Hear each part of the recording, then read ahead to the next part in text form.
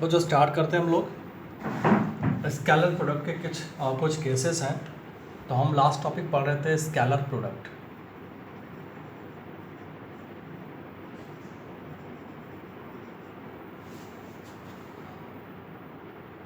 ठीक है, इस स्केलर प्रोडक्ट के कुछ केसेस आप देख लीजिए।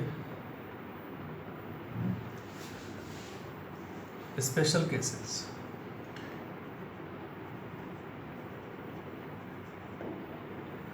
तो फर्स्ट ऑफ ऑल हमें पता होना चाहिए कि स्केलर प्रोडक्ट में फॉर्मूला क्या होता है।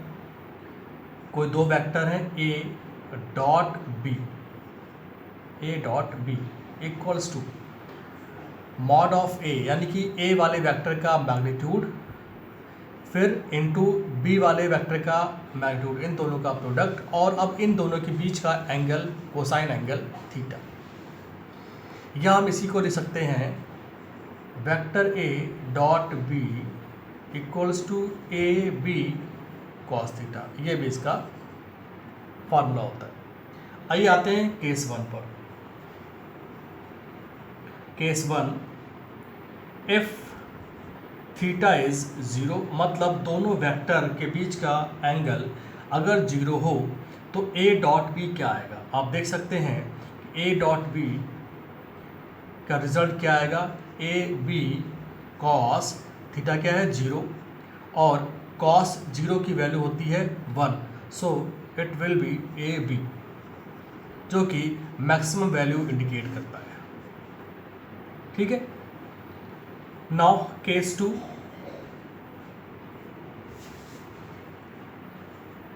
Case two, if theta is 90, अगर थीटा की वैल्यू हम 90 डिग्री पुट कर दें तो ए डॉट बी का रिजल्ट क्या आएगा, ए बी कॉस 90, और कॉस 90 की वैल्यू होती है बच्चों जीरो, यानी टोटल वैल्यू क्या आ जाएगी जीरो, जो कि एक मिनिमम वैल्यू इंडिकेट करता है।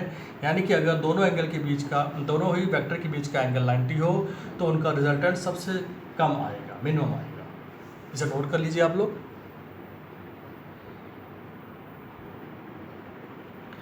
Now case third. In case third, if theta is 180, theta is 180, so cos 180 हम पहले से लिख देते हैं is -1। अब निकालिएगा बाय द ट्रिग्नोमेट्री फॉर्मूले से। तो a डॉट बी का रिजल्टेंट क्या आ जाएगा, ए बी कॉस 180 की value -1, so minus AB means negative maximum value। ठीक है, now case 4।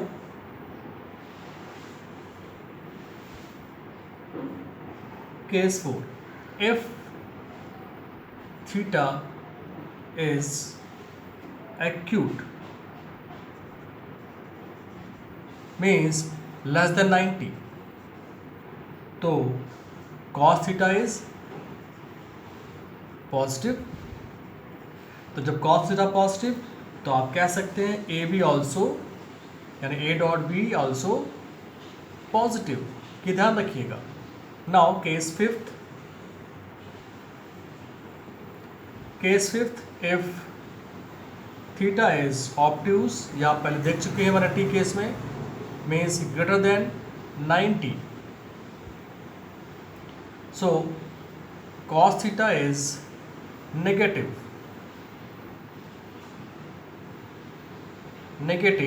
So A dot B product, यानी कि scalar product will be negative. Note कर लें इसको।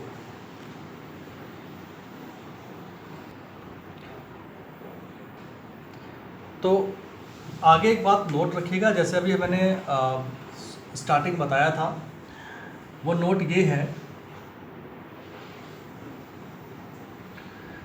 Dot product of two vectors, dot product of two vectors of two vectors is always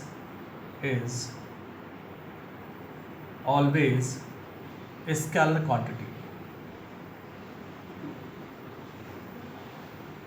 scalar quantities, ठीक है। बड़ा अच्छा एग्जांपल मैं आपको देता हूँ। वर्क डन का फॉर्मूला क्या होता है, एफ एस होता है, लेकिन इनके बीच हमेशा डॉट प्रोडक्ट लगता है क्योंकि हमेशा वर्क डन हॉरिजॉन्टल में ही निकाला जाता है, ठीक है। तो बच्चों वर्क डन जो है, देखो यही वेक्टर है भाई, फोर्स भी वेक्टर होता है और डिस्प्लेसमेंट भी वेक्टर होता है, बट डॉट प्रोडक्ट होने के कारण जो वर्क डन है ये रिजल्टेंट हमेशा स्केलर देता है, ये ध्यान रखिएगा। ये हमने आपको बहुत ही बेहतरीन एग्जांपल दिया है कि डॉट प्रोडक्ट जिन भी वेक्टर्स के बीच में लगता है उनका रिजल्टेंट हमेशा स्केलर ही आएगा, मतलब न्यूमेरिकल वैल्यू आती है। चलिए नेक्स्ट टॉपिक है dot product of unit vectors along, heading है ये, along x, y and z direction.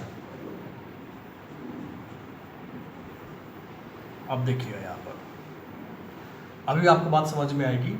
हमने क्या किया, 3D डायमेंशन में कोऑर्डिनेट एक्सिस लिए हुए हैं, this is x axis, this is y axis and this z axis, और ये रहा origin.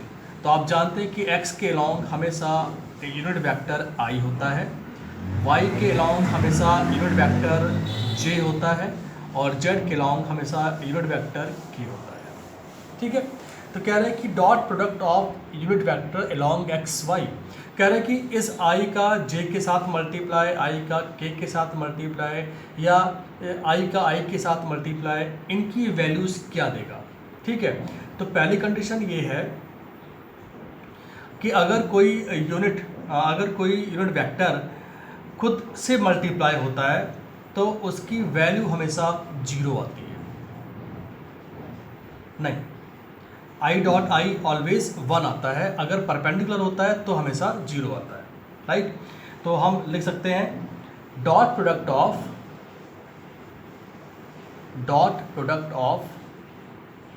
A unit vector, dot product of a unit vector itself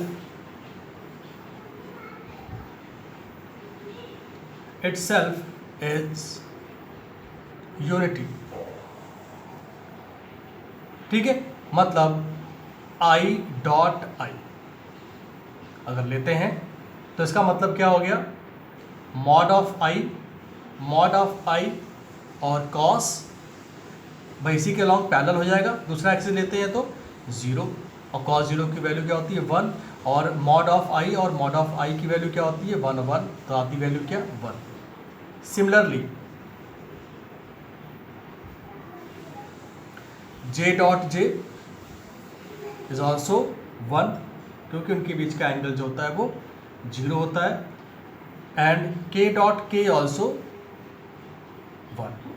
तो आप जान पा रहे हैं कि अगर डॉट प्रोडक्ट में कोई यूनिट वेक्टर खुद से मल्टीप्लाई हो जाए तो उसकी वैल्यू हमेशा 1 आती है, यानी कि यूनिटी आती है। इसे नोट कर लें।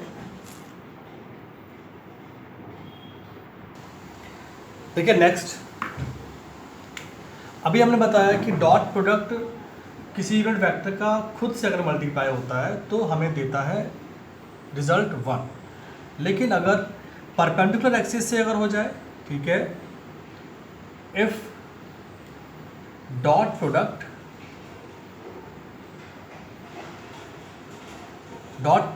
ऑफ यूनिट वेक्टर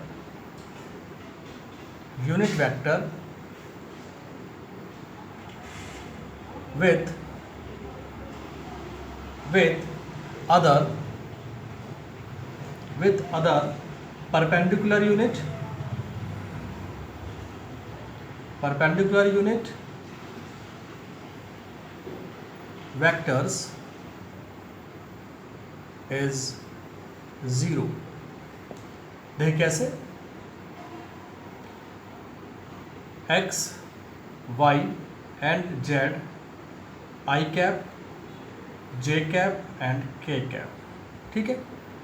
तो देखो बच्चों आई डॉट जे, आप देख पा रहे हैं इनके बीच का एंगल कितना है 90, so mod of I and mod of J cos 90, और cos 90 की वैल्यू होती है 0, so total 0। Similarly I dot के, ये भी एंगल क्या होगा 90 इज ऑल्सो 0। जे डॉट के इज ऑल्सो 0, यानी जिनके भी बीच का एंगल 90 होगा और cos 90 की वैल्यू हमेशा 0 पाई जाती है। तो आप देख सकते हैं कि ये परपेंडिकुलर वेक्टर का प्रोडक्ट हमेशा 0 आता है, इसे नोट कर लीजिए। फिर इसके बाद हम बताते हैं आपको कि कोई भी अगर हम इक्वेशन लेते हैं, वेक्टर की इक्वेशन लेते हैं, उनके बीच का डॉट प्रोडक्ट निकालते हैं तो आंसर क्या आता है और इसका शॉर्टकट मेथड क्या है, इसे अभी आप नोट कर लीजिए। तो बच्चों नेक्स्ट टॉपिक है स्केलर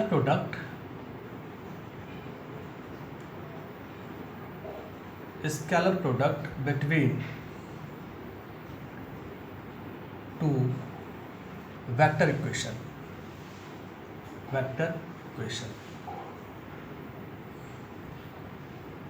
समझने बहुत आसान है, लेकिन हम इसलिए पढ़ा रहे हैं इसको क्योंकि हमें लास्ट जो टॉपिक है शॉर्टकट मेथड हम इसमें बताएंगे आपको। मान लीजिए कोई एक वेक्टर ए इक्वेशन यानी कि उसका कंपोनेंट फॉर्म गिवन है, आप इसको परिचित हैं AXI प्लस BXJ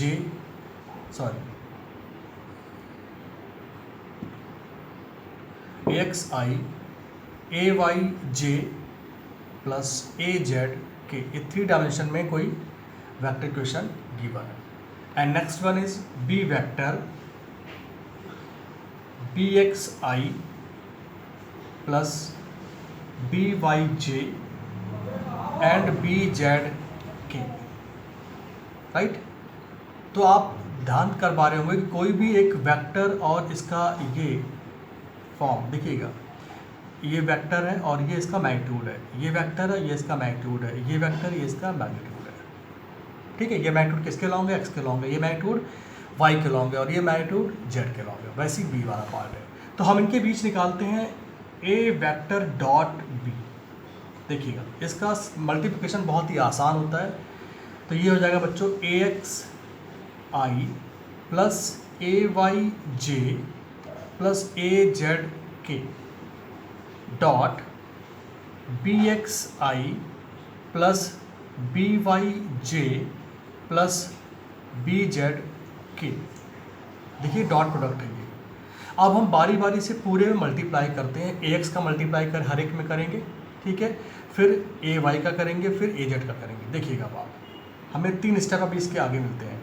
तो पहले AX का मल्टीप्लाई पूरे में करते हैं, तो ये हो जाएगा AX BX और क्या मिलेगा I डॉट I प्लस फिर इसमें करते हैं तो AX BY I dot J plus AX BZ I dot K, ठीक है। अगला जो स्टेप लिखने जा रहे हैं प्लस के साथ में, वो हम इसके नीचे लिखेंगे ताकि हमें समझने में आसानी हो, वरना मिक्स हो जाएगा। अब करते हैं AY से मल्टीप्लाई पूरे में, तो AY BX, ठीक है, यहाँ ध्यान रखिएगा AY BX, then AY BY, यहाँ मिस्टेक हो गई, यूनिट वेक्टर लिखा नहीं हमने यहाँ पर, AY का J है और इसका I है प्लस, ठीक है, फिर AY का BY से AY BY मतलब J डॉट J, आप समझ पा रहे होंगे कि इसका रिजल्ट क्या आएगा। फिर then AY BZ then J dot K, ये बहुत समझना जरूरी था। नाउ अब आते हैं थर्ड वाले पर, सो प्लस, अब आप देख पा रहे होंगे AZ BX और K dot I plus A Z B Y K dot J plus A Z B Z K dot K. अब हम यहीं से सीधे रिजल्ट निकालना शुरू करते हैं। ठीक है, देखिए क्या करते हैं इस वाले केस में। अभी हमने इससे पहले पढ़ा कि कोई भी यूनिट वेक्टर का इटसेल्फ मल्टीप्लाई होता है तो उसकी वैल्यू 1 आएगी। तो आप देख पा रहे हैं कि इसकी वैल्यू 1, ठीक है। और अगर किसी यूनिट वेक्टर का परपेंडिकुलर वेक्टर से मल्टीप्लाई होता है तो वैल्यू क्या आती है? 0, ये 0, ये 0। तो आप समझ पा रहे होंगे कि कौन कौन से 1 आएंगे और कौन कौन से 0 आएंगे। तो आप देख पा रहे हैं कि ये केवल वैल्यू बचेगी, बाकी सारी वैल्यूज जो है वो 0 हो जाएंगी। ठीक है, तो इसका क्या लिख सकते हैं आप? ये लिख सकते हैं since i dot I 1 j dot j 1 and k dot k 1, लेकिन i dot k 0, i dot j 0, ठीक, i डॉट j और i डॉट k हो गया, j हो गया, हाँ हो गया, ठीक है। और क्या बचा? z का मतलब k होता ही है। बाकी आप और देख लेना इसमें जो है i का साथ j के और i के साथ j, ठीक है। फिर हाँ k का j का k से, ये भी 0। तो आप देख पा रहे हैं क्यों ये जो सर्कल वाले हैं केवल इन्हीं की वैल्यू बचेगी, बाकी सभी की वैल्यू 0 हो जाएगी। ठीक है, इसको आप लोग नोट कर लीजिए और हम फाइनल रिजल्ट लिखते हैं इसके बाद में। तो बच्चों हमारे पास देखो सीधे रिजल्ट आया a डॉट बी का, ax bx i dot I cap plus बाकी सब 0 हो जाएंगे। बाकी आया A Y B Y J dot J cap plus A Z B Z K dot K cap, बाकी सभी का 0 हो जाएगा। इसलिए अब इनका भी 1 हो जाएगा, 1 हो जाएगा, 1 हो जाएगा। तो हमारे पास फाइनल वैल्यू आ गई A X B X plus A Y B Y A Z and B Z. ये रिजल्ट आता है ए डॉट बी का। लेकिन न्यूमेरिकल्स में आपको इतना लॉन्ग प्रोसेस करने की ज़रूरत नहीं है। इसका एक दूसरा ट्रिक आप देख सकते हैं एक एग्जांपल में। एग्जांपल देखते हैं क्या? Find the dot product of two vectors a equals to 3i plus 2j minus 4k. Second, b vector 2i minus 2j minus 6k. हमको निकालना है a डॉट b। कुछ नहीं करना है। ये क्या है आपके 3 2 4 2 2 6, ये है आपके मैग्नीट्यूड। ठीक है, मतलब i वाले का हम सीधे i से मल्टीप्लाई कर देंगे, j वाले का j से मल्टीप्लाई कर देंगे विद साइन के साथ में, और k वाले का k से मल्टीप्लाई कर देंगे। बाकी सब भूल जाओ कि आपने अभी तक क्या किया। ये इसका शॉर्ट ट्रिक है, केवल डॉट प्रोडक्ट की बात चल रही है। तो क्या हो जाएगा 3 into 2 और क्या i डॉट आई। ठीक है, या आप कह सकते हैं हम यहाँ पे डॉट कर दे रहे हैं, ध्यान रखिएगा ये डेसिमल नहीं है। ठीक है, अब देखो यहाँ पर 2j माइनस, तो minus 2 into 2 dot 2 j dot j। ठीक है, फिर माइनस इंटू माइनस प्लस हो जाएगा 4 इंटू 6 के डॉट के। अब आप समझ पा रहे होंगे, तो ये हो जाएगा 6 into 1 minus 4 into 1 plus 24 into 1, right.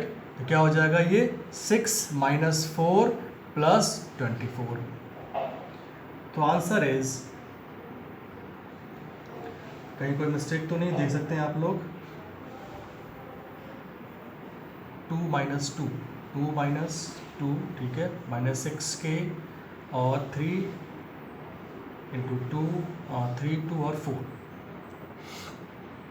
तो आप देख लीजिए क्या है, हमारे पास रिजल्ट आ रहा है 3 इंटू 2 6 आ गया और 2 इंटू 2 सही है, आई जे के एंड आई जे के, राइट है। तो हमारे पास आंसर आ जाएगा 26। एक बार आंसर चेक कर लीजिएगा, हमने केवल मेथड बताया आपको, so please note down.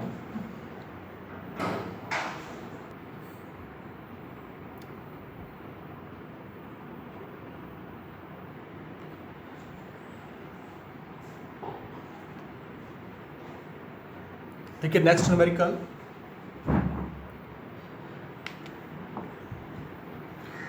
Find the, numerical है ये, find the value of m so that the vector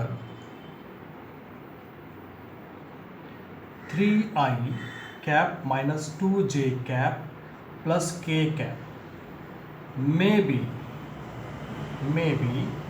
perpendicular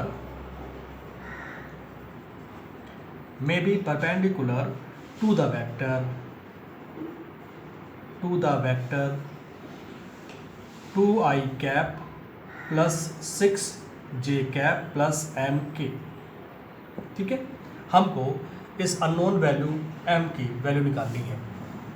तो बड़ा आसान है, हमने क्या किया, इसको मान लिया a वेक्टर, इक्वेशन है ये, इसको मान लिया b वेक्टर, और कहा गया कि इनके बीच ये दोनों a और b जो वेक्टर हैं परपेंडिकुलर हैं, तो a डॉट b, ठीक है, a डॉट b, अब ध्यान देना यहाँ पर, mod of a mod of b and the angle between them is cos 90। सबसे आसान तो यही हो गया, क्योंकि ये cos 90 होने से इसकी वैल्यू हो जाती है 0, तो आप कह सकते हैं कि a डॉट b की वैल्यू 0 हो जाती है। अब आप क्या करेंगे, इस a डॉट b की वैल्यू पुट कर दें। a की वैल्यू क्या है, 3i minus 2j plus k dot 2i plus 6j plus mk equal to 0। अब देखो, जस्ट इससे पहले वाला प्रॉब्लम आप इसी पर अप्लाई कर दें, क्या, i का i के साथ मल्टीप्लाई, j का j के साथ मल्टीप्लाई, k का k के साथ मल्टीप्लाई और इक्वल टू 0 कर दो।